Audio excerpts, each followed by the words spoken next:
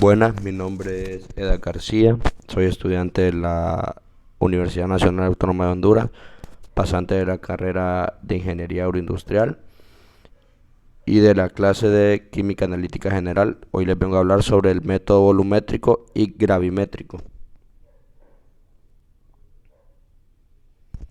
En el presente video profundizamos sobre el análisis gravimétrico, el cual es una clase de técnica de laboratorio utilizada para determinar la masa o la concentración de una sustancia midiendo un cambio en la masa, en donde el que se desea encontrar a través de diferentes procedimientos suele llamarse analito. Cálculo en análisis gravimétrico. En los métodos gravimétricos se determina el peso de algún constituyente o sustancia derivada. Los cálculos se verifican con auxilio de los pesos atómicos y moleculares, lo que llamamos el peso fórmula, y se fundamentan en una constancia en la composición de sustancias puras y en las relaciones ponderales o como puede ser la estequiometría de las relaciones químicas. Ejemplo, ¿qué peso de NaCl dará lugar a 0.5 mil gramos de AgCl? Solución, tenemos lo que es NaCl. Aquí lo que haríamos sería multiplicar los 500 gramos por 58.44, que sería el peso fórmula, y esto nos daría 0.038, 143 gramos de AgCl.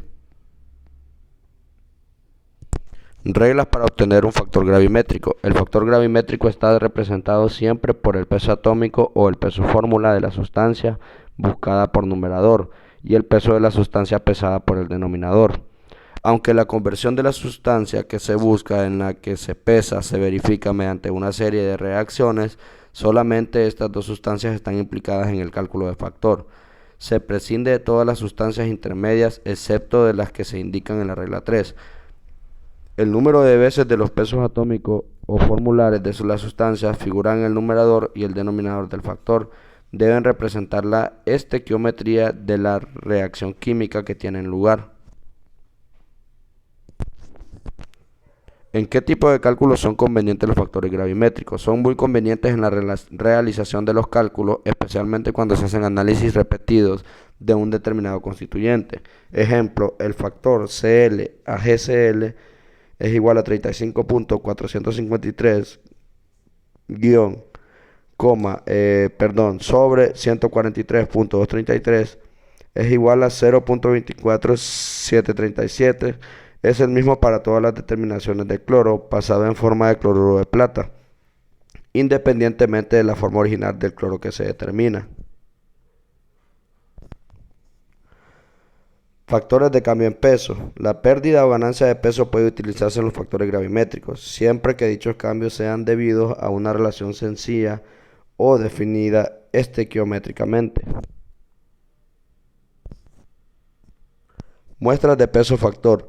En los laboratorios industriales en que se analizan muchas muestras análogas, resulta ventajoso establecer métodos rutinarios que existan una relación sencilla entre la cantidad de sustancia pesada y por lo tanto el porciento del constituyente buscado. De esta forma resulta despreciable el tiempo necesario para realizar los cálculos a partir de los datos analíticos.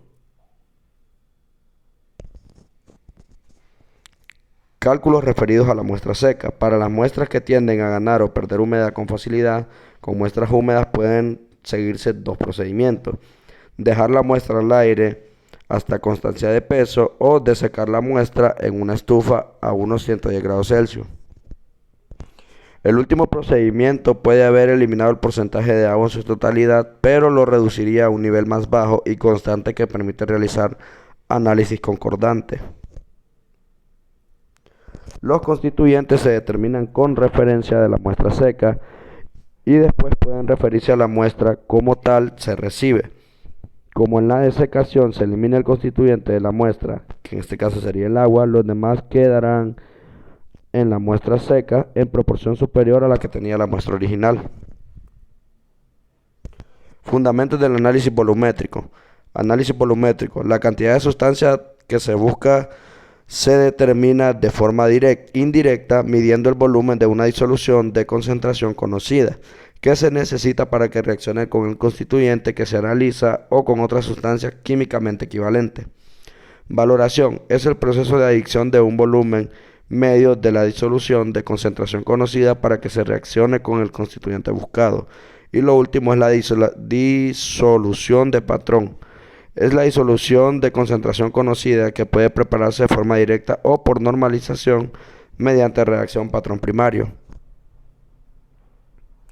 Fundamentos del análisis volumétrico. Tenemos lo que es el punto final, el indicador y el punto estequiométrico. Requisitos fundamentales para que un proceso sea aplicado en un método volumétrico. El primero es la reacción entre los constituyentes buscados y el reactivo debe ser sencilla. La reacción sirve de base a los cálculos. La reacción debe ser estequiométrica. Los cálculos a efectuar con los datos exigen una relación definida. La reacción debe ser rápida, con objeto de que la valoración pueda realizarse en poco tiempo.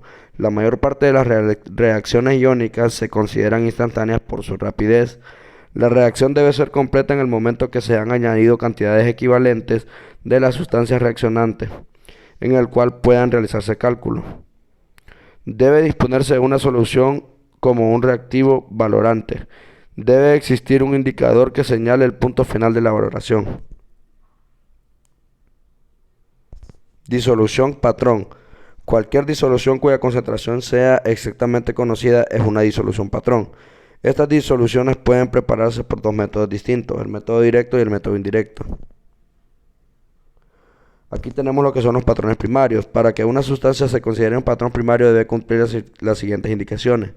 Debe tener una pureza absoluta del 100% o conocida, por ejemplo, del 98.55% en componente activo.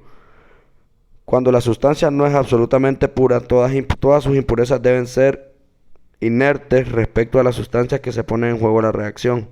Las sustancias inerferentes que acompañan como impurezas a un patrón primario deben ser susceptibles de identificar mediante ensayos sencillos de sensibilidad conocida.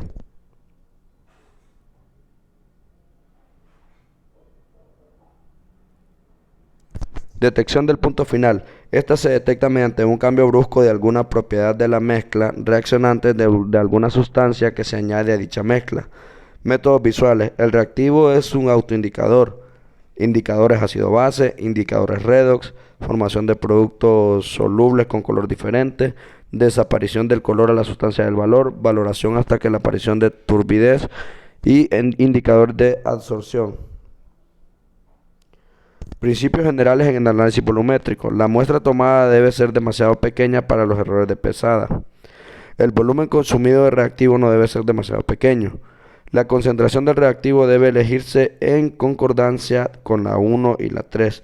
Es evidente que el tamaño de la muestra de la concentración del reactivo y su volumen están también relacionados con el porcentaje del componente activo presente en la muestra a valorar.